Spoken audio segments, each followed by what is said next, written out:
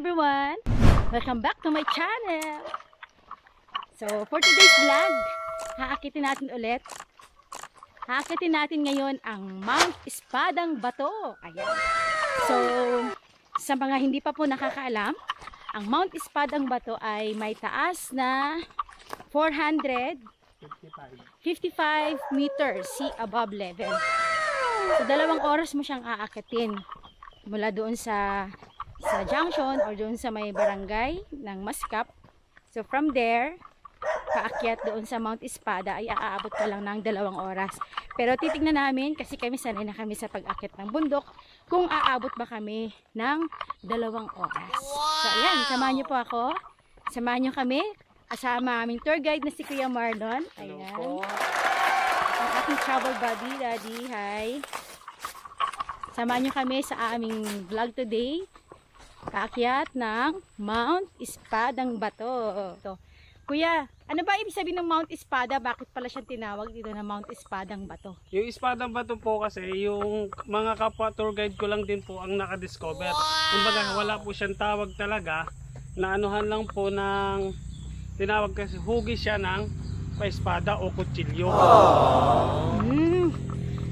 Pero yung talaga ang forma niya kuya is espada talaga. Opo. Forma niya po talaga ng espada naman po. Ngayon, ang ano naman po yun, dininis po ng mga kapwa ko tour guide at pinuntahan po ng Department of Tourism at ng DENR. Inaprobahan po nila na pwede po gawing tourist spot. Kaya pagkababa po, pagkatapos ng inaprobahan po, sinarpulin po namin at pinost na po namin sa Facebook Social media. at sa mga friends namin na pwedeng akyatin to para dagdag income din po ng aming barangay. So doon nakilala si Mount Espadang Bato, no? Opo. So yung kuya from doon sa may, di ba espada, ang forma niya talaga espada. Kuya, ilan ang ano nun, ang taas niya from doon sa may, kasi summit, no? Gaano kalaki taas yung espada na yon? Ang tansya po namin is 40 to 50 feet simula sa ilalim hanggang taas niya. Oh, ang taas din pala. So, mamaya titignan natin kung maakyat natin yung sinasabi ni Kuya na Mount Espadang Bato. Okay? Andito kami ngayon sa junction nitong Barangay Mascap. Yan. So, from barangay up to here sa junction, so aabot po ng 1 oras kasama na yung pahinga doon. So kung makikita ninyo sa right side ko, ito na yung starting point papuntang Mount Espadang Bato.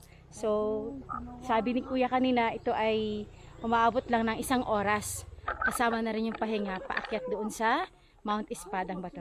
Ito yung starting point papuntang Mount Espadang Bato. So more on paahon na tayo dito, paakyat na talaga.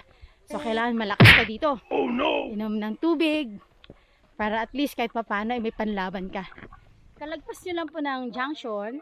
Pag ahon nyo dito, may makikita kayong medyo malapad ng daan. Yan po yung papuntang Wawa Dam. So, dahil papunta tayo ng Mount Espadang Bato, dito po ang daan natin. Yan. So, meron din pahingahan dito sa taas. Medyo maluwag. Yan. Ito yung daan papunta dun sa Espada.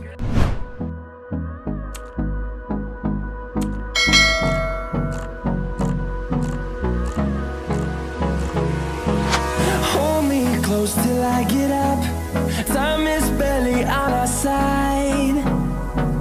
I don't wanna waste what's left.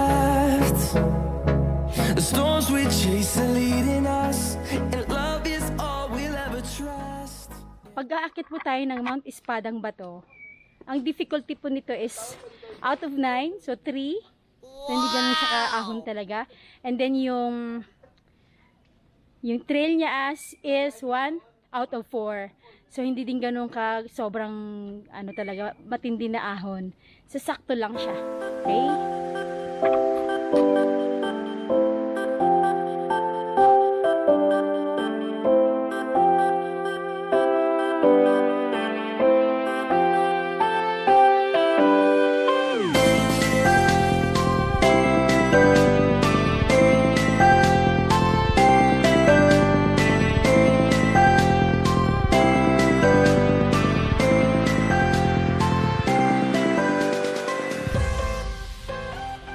after pandemic, dinagsana si Mount Espadang Bato.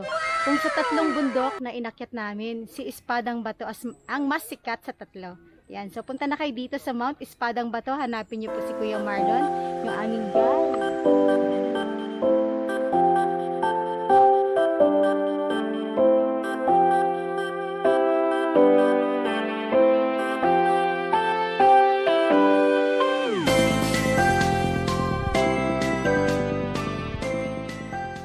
So nakarating na kami ngayon sa pangalawang pahingahan nila o pangalawang istasyon. Pwede rito mag-rest for 5 minutes. Yun yung sinasabi nilang magti-take 5 for 5 minutes na rest. So from here, 10 minutes na lang. 10 minutes papuntang summit.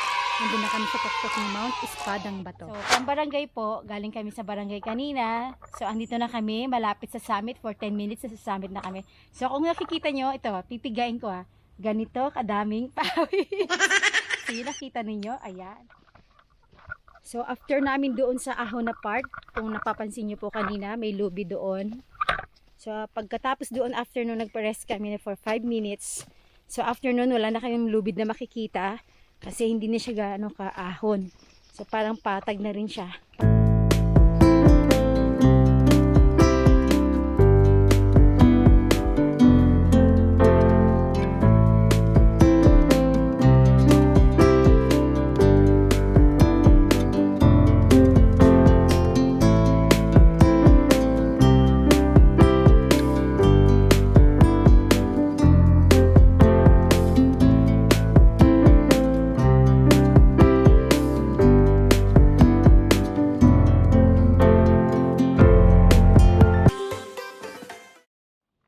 Kung makikita ninyo may mga bato na sa side ko, ito na yung paanan ni Mount Espadang Bato. So may hagdan dito, paakyat. Pag ahon nito, 5 minutes na lang nandun na tayo kay Mount Espada or sa summit.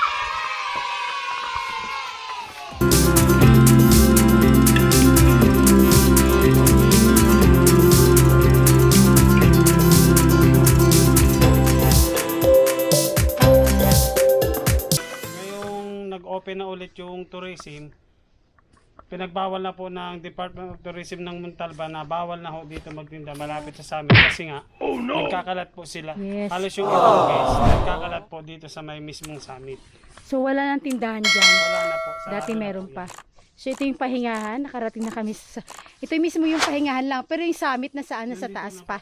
So nandyan na yung summit, mamaya akit kami doon para mag-take ng pictures. Yes, hindi na tayo.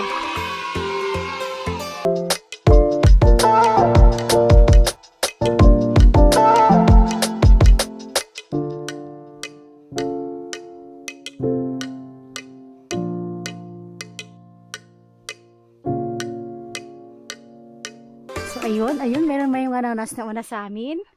Yan si Kuya. So marami siyang pagbabago ngayon, unlike before. So dito tayo dadaan.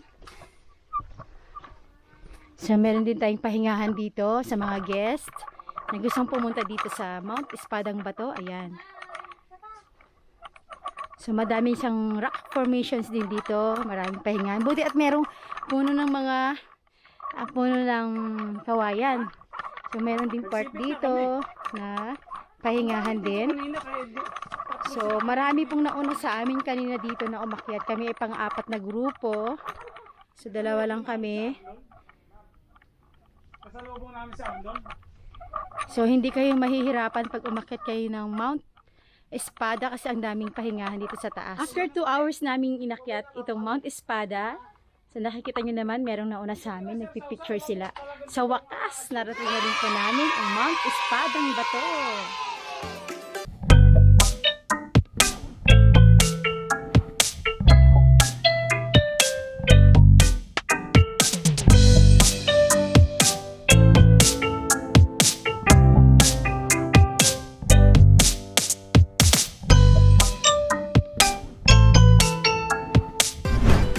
Tayo ngayon dito sa Espada, tapos na yung mga kasabayan namin, bumaba na rin sila. So ito na yung hagdan, paakyat. So sabi ni Kuya, ito ay may taas ng 40 to 50 feet So kami naman ngayon. So hindi na siya nakakatakot. 40 to 50 feet ang taas. So kasabay ko si Daddy. So matibay na yung hagdan ngayon. Hindi na nakakatakot unlike before. Na mano-mano.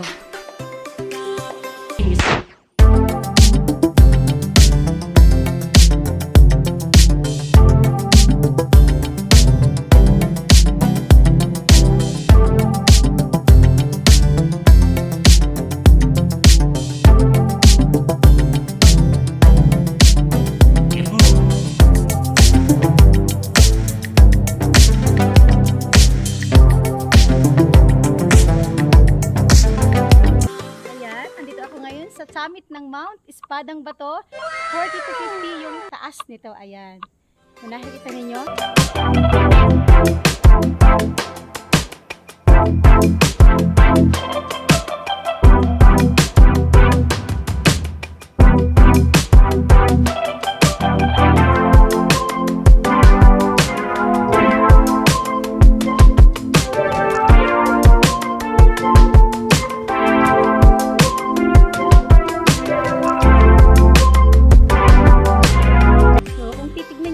Ayan, sobrang nakakalula kung tumingin sa sobrang taas.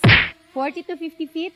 Kita nyo naman po, nakakalula sa totoo lang. Pero lakasan lang po ng loob para maakyat po dito sa Mount Espadang Bato. So, very nice experience po pag narating nyo itong Mount Espadang Bato.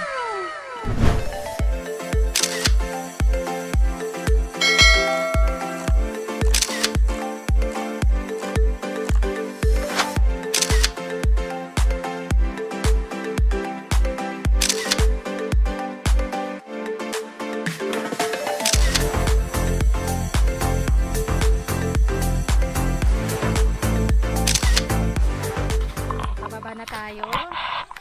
So ganito lang din ang style. Kung paakyat din kanina, ipaganito, paharap.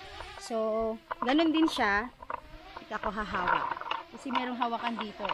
So ito yung ating guide para paakyat dito sa taas ng Mount Espadang Bato. Matibay ito.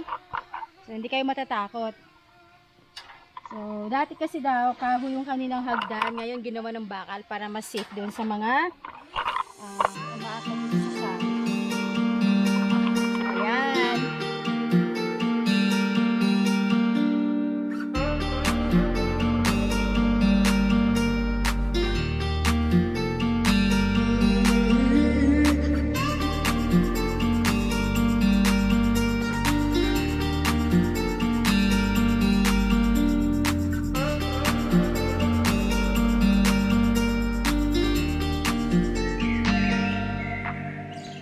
Kuya, pagka ano bang mga nila, mga nakaakyat dito, yung mga... Ma'am, yung iba dyan, kinakabahan, nagsasabi na mababa lang po pagka sila naman po ang nakaakyat sa taas, sasabihin. Sinasabi naman po nila ay is mataas. Mataas. Kaya ang tinanong po namin sa baba, sinasabi po namin sa mga guests na akyat, ito po yung summit namin ng Espadang Bato is mataas. Mataas siya. 40 to 50 feet ang taas, simula ilalim hanggang taas. Ngayon, sabi nila mababa. Mababa. Pagdating naman po nila sa taas, sasabihin sabi nila, naman nila, sobrang taas taas naman. Nakakakaba, nakakanginig ng, nakakangatag ng tuhod. So, totoo po yun pag nasa taas ka nga naman. Yung iba talaga po, kinakabahan. Pag hindi nga sanay sa bundok, lalo sa taas na yon, mas lalo, kahit ako naman nakadalawang akit na ako, kinabahan lang ako talaga pag mahangin. Kasi talagang pag hindi ka mag-iingat, talagang kung nakatayo ka nga talaga doon, kuya, ang mahirap lang dun sa taas kanina nung habang nakatayo ka na walang ano sa paa mo, kuya. Walang kumakapit. Yes. Kasi nung time na inakyat namin yan, walang, kumbaga, di ba patag na yun sa taas? So ngayon kasi, patag na, yung usual na yung una namin akyat, wala. So doon, pag tumayo ka, meron kakapit sa paa mo, may humaharang kumbaga. So medyo hindi ka pakakagabahan ngayon, medyo pag wala kang kakapitan kasi para nakatayo ka lang, di ba kuya? So wala kang hahawakan, yun na nakakatakot kanina sa taas. Oh no! So yung experience po kanina sa amin sa taas, hindi po matatawaran yung aming experience ngayon na pagpunta ni Daddy at na-try naming umakyat ulit sa Espadang Bato. So hanggang dyan lang po ang aking vlog today. So I hope you enjoyed watching. Napasaya ko kayo ngayon sa aking vlog dito sa Mount Espadang Bato. Please don't forget to like, share, and subscribe to my YouTube channel. And click the notification bell para ma-update pa kayo sa mga susunod naming videos. Thank you so much sa lahat. God bless!